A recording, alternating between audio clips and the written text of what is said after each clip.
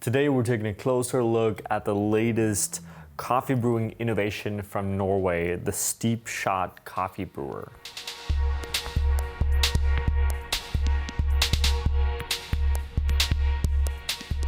Welcome, my name is Patrick Rolfe and this is Coffee with April.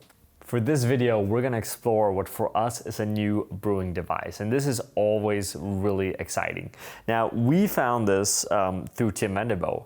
For those of you that know us, you know that we're a big fan of their coffee, he's always been, and he quite recently, I think, launched this new product, which I'm not sure if he was involved in creating it, but it's on his website, we purchased it, we wanna try it. I think the pitch is that it's some kind of camping equipment or outdoor coffees, which makes sense being Norway. We're gonna pitch also that this is the part one of this video. We're gonna be honest, we've been playing with it for about a week and we still can't really get our hands or get our head around it. So we're trying to figure out how to make the best version of it. We'd love to get your help on it. If you have any experience with this brewer, please share it with us to kind of help us get a better result than what we're already getting.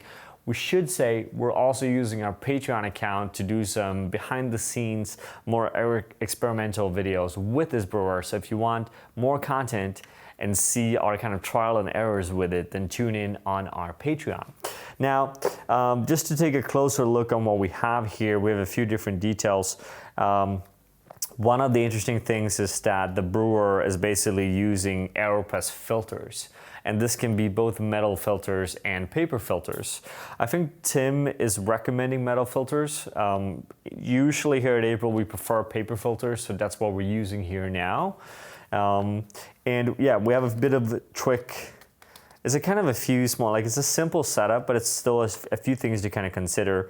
You put in the paper filter, you kind of have to lock it in using this little mechanism here. Make sure that that is as tight.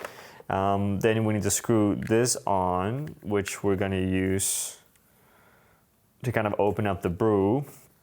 And then we're also pushing this one in, which I guess is like this, and that's gonna be here.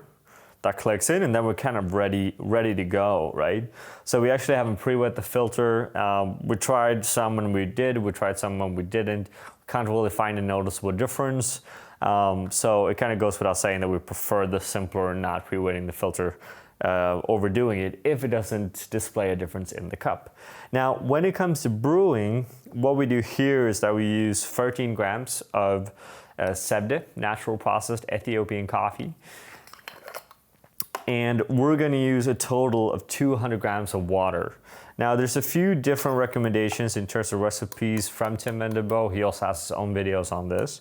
But this is kind of the recipe that we are currently preferring to use and kind of recommend as well. Now, one of the things he is pitching, and we definitely learned the hard way, is very true, that you need to work with a higher temperature water, right? Because the whole device is actually depending on the pressure that comes from the steam of a higher temperature. So that's something to consider. The water we're gonna pour on now is gonna be at 100 degrees Celsius. And we're gonna push that on relatively quickly, making sure we have a bit of turbulence so that everything gets wet. And we're gonna pour a total of 200 grams of water. Arguably better to do this not using a fellow kettle, so you have something that actually goes out a bit faster. We do like the precision of it. And then we're gonna pop this on.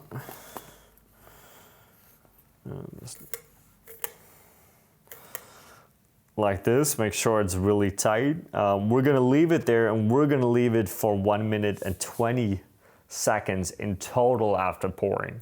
Now, the general recommendation is to pour quick, to steep quick as well, or brew quick. So that's kind of what we're doing, but we find that a tiny bit longer brew time is actually a good thing. Then here comes the trick, kind of, because what we're gonna do now is that we're gonna take this, we're gonna flip it upside down, hold it above a cup. We'll recommend having a large cup because this is gonna be a bit messy. Open the valve and then it's basically gonna brew by itself. by you kind of holding it. This is kind of the money moment, right? So we're gonna try to open this valve, which I'm doing now. That's open. And we have coffee coming out. Now what's kind of interesting is that I'm stuck standing here holding the brewer, right? So there's not really a smart way for me to let go now. That's definitely gonna tip over. So I need to kind of hold it while this is kind of pouring out, and I'm opening the valve the whole way, right? To make sure that this comes out. Yeah, that's about it. And I guess depending on how much water you have, depending on grind size, depending on filter, you're gonna stand here for, you know, a various amount of time, basically. So it's kind of up to you how long you want to stand and hold this upside down. We're gonna be honest and say that this is one of the things we're struggling with. Like, we don't really know why we should stand and hold this upside down. As in, like, an AeroPress doesn't require you to do this, for example, and it's nicer not having to do it.